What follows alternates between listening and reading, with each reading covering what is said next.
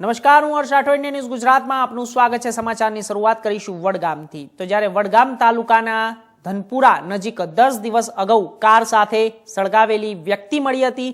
આ ઘટનામાં પોતાના મોતનું તરખટ રચનાર હોટલ માલિક અને તેના શાગીરતોએ 2 વર્ષથી હોટલ ઉપર કામ કરતા વિરમપુરના યુવકની હત્યા કરીને તેનો મૃતદેહ કાર સાથે સળગાવી દીધો હોવાનું પોલીસ તપાસમાં ખુલ્યું છે।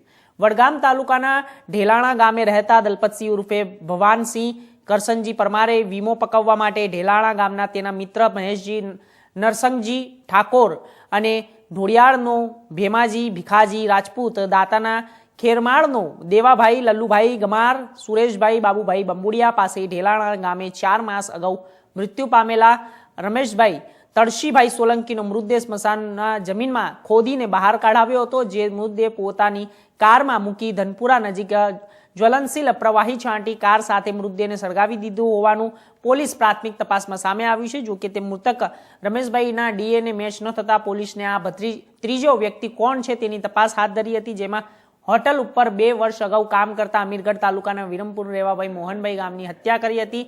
તેને કારમાં નાખી કાર સાથે સળગાવી દીધો હોવાનું સામે આવતા પોલીસે તેનો ડીએનએ ટેસ્ટ માટે કાર્યવાહી કરી હતી। 6 શખ્સ સામે હત્યાનો ગુનો નોંધી ફરાર હોટલ માલિક દલપતસિંહની શોધખોળ શરૂ છે।